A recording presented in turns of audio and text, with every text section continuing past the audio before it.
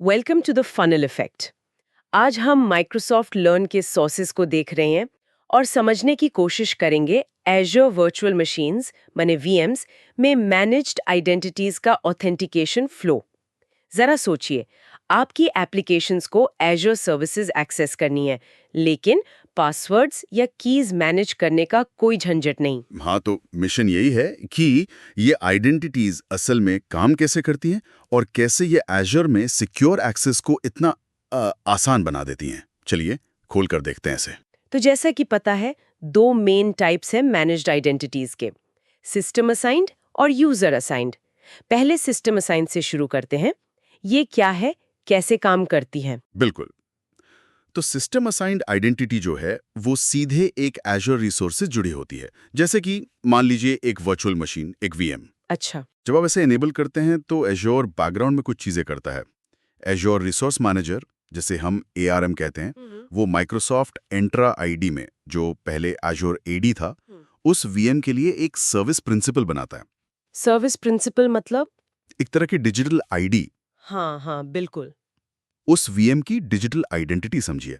ये उसी एंट्रा टेनेंट पे बनता है जिस पर आपका सब्सक्रिप्शन ट्रस्ट करता है। ठीक है, तो एज़्योर ने वीएम के लिए एक पहचान बना दी। फिर एआरएम जो है वो वीएम को कॉन्फ़िगर करता है। वीएम के अंदर एक खास एंड पॉइंट होता है, Azure instance metadata service identity and point. उसे ये सर्विस प्रिंसिपल की क्लाइंट आईडी और सर्टिफिकेट के साथ कॉन्फ़िगर कर देता है। ओके।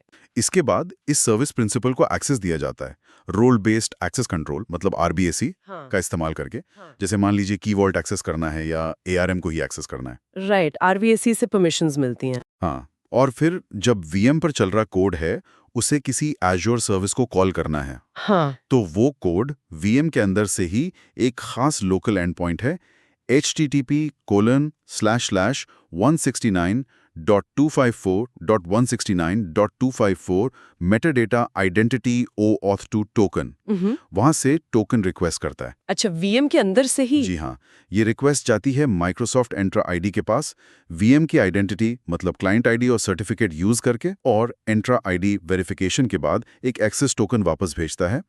ये एक JWT होता है, Jason web token. JWT token, ठीक है। और फिर कोड इस टोकन को इस्तेमाल करके दूसरी एज़्योर सर्विसेज को सिक्योरली कॉल कर सकता है, जो भी एंट्रा आईडी ऑथेंटिकेशन सपोर्ट करती हैं। समझ गई। तो मतलब सिस्टम असाइंड आइडेंटिटी पूरी तरह से वीएम की लाइफ साइकिल से जुड़ी हुई है और एज़्योर ही उसे मैनेज करता है। अब यूजर असाइंड आइडेंटिटी, ये कैसे अलग है? मुझे लगता है ये शायद तब काम आती होगी जब कई वीएम्स को सेम एक्सेस चाहिए। आपने बिल्कुल सही पॉइंट पकड़ा। यूजर असाइंड आइडेंटिटी जो है वो एक स्टैंड अलोन एज़्योर रिसोर्स है, उसे आप खुद बनाते हैं। अच्छा, ये अलग से बनती है। हाँ, और फिर आप उसे एक वीएम को असाइन कर सकते हैं या चाहे तो कई वीएम्स को भी। सिस्टम असाइन को आप एक एम्प्लॉय आईडी कार्ड जैसा समझ सकते हैं, जो बस उसी एम्प्लॉय के लिए है। यूजर असाइंड एक तरह का कॉन्ट्रैक्टर एक्सेस कार्ड है, जिसे आप बनाते हैं और फिर जरूरत के हिसाब से अलग अलग लोगों या यहाँ वीएम्स को दे सकते हैं। ये एनालॉजी अच्छी है, समझने में आसान।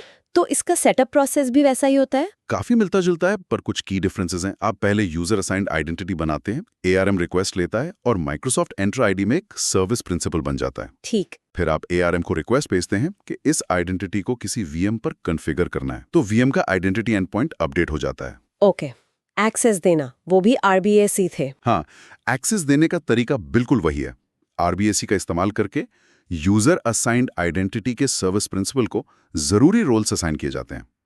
और एक इंटरेस्टिंग बात यह है कि आप ये परमिशंस वाला स्टेप आइडेंटिटी को वीएम पर असाइन करने से पहले भी कर सकते हैं। अच्छा, ये तो फ्लेक्सिबल है। हाँ, और वीएम पर कोड का टोकन रिक्वेस्ट करने का और उसे इस्तेमाल करने का प्रोसेस वो बिल्कुल वैसा ही है जैसा सिस्टम असाइन में था, उसी मेटाडेटा एंडपॉइंट से। तो मतलब यूजर असाइंड आइडेंटिटी ज्यादा फ्लेक्सिबल है, इसे कई वीएम्स में रीयूज किया जा सकता है। ये तो काफी यूजफुल लगता है, खासकर बड़े डिप्लॉयमेंट्स में। हाँ बिल्कुल, फ्लेक्सिबिलिटी और रीयूजेबिलिटी यही इसके मेन एडवांटेजेस हैं। और लाइफ साइकिल का फर्क तो है ही। सिस्टम असाइंड आइडेंटिटी वीएम के साथ ही बनती है और वीएम डिलीट होने पर वो भी चली जाती है। हाँ। जबकि यूजर असाइंड आइडेंटिटी इंडिपेंडेंट है, आप वीएम डिलीट भी कर दें, आइडेंटिटी बनी रहती है। और सबसे बड़ी बात यहाँ फैसिनेट करने वाली बात यह है कि ये दोनों ही तरीके क्रेडेंशियल मैनेजमेंट को बेहद सरल बना देते हैं। हाँ, ये तो है। कोड में पासवर्ड्स या एपीआई कीज रखने का झंझट खत्म। एग्जैक्टली। डेवलपर्स को सेंसिटिव इंफॉर्मेशन स्टोर करने की जरूरत ही नहीं पड़ती। तो इसका कुल मतलब क्या निकलता है? ये एज़्योर में सिक्योर एक्सेस के लिए इतना महत्वपूर्ण क्यों है? इसका रियल इम्पैक्ट क्या है? देखिए, ये सिर्फ कन्वीनियंस की बात नहीं है, ये सिक्योरिटी पोस्चर को फंडामेंटली इंप्रूव करता है। सोचिए, कॉन्फ़िगरेशन फाइल्स में या कोड में या एनवायरनमेंट वेरिएबल्स में सीक्रेट्स रखने से कितने सिक्योरिटी ब्रीच होते हैं। हाँ, वो तो बहुत कॉमन प्रॉब्लम है। रोटेट करने, मैनेज करने की चिंता नहीं करनी पड़ती। अजोर ये सब बैकग्राउंड में संभालता है। ये तो वाकई एक बड़ा इम्प्रूवमेंट है। इसने सिक्योरिटी बेस्ट प्रैक्टिसेस को काफी हद तक स्ट्रीमलाइन कर दिया है। बिल्कुल।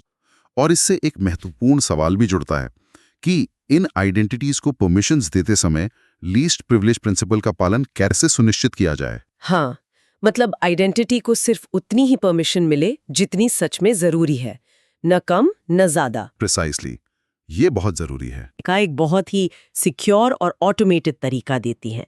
सिस्टम असाइंड एक रिसोर्स से जुड़ी है, यूजर असाइंड ज्यादा फ्लेक्सिबल और रीयूजेबल है, और दोनों ही क्रेडेंशियल्स को कोड से बाहर रखने में मदद करती हैं। हाँ, और अंत में श्रोताओं के लिए सोचने के लिए एक विचार छोड़ते हैं। आपकी स्पेसिफिक एप्लीकेशन के आर्किटेक्चर या डिप्लॉयमेंट स्ट्रेटजी के हिसाब से सिस्टम असाइंड और यूजर असाइंड आइडेंटिटी के बीच का चुनाव कैसे अलग हो सकता है? क्या हर रिसोर्स की अपनी यूनिक आइडेंटिटी होनी चाहिए, या फिर एक शेयर्ड आइडेंटिटी मैनेजमेंट अप्रोच ज्यादा बेहतर काम करेगा? इस पर विचार किया जा सकता है। Thank you for watching the funnel effect.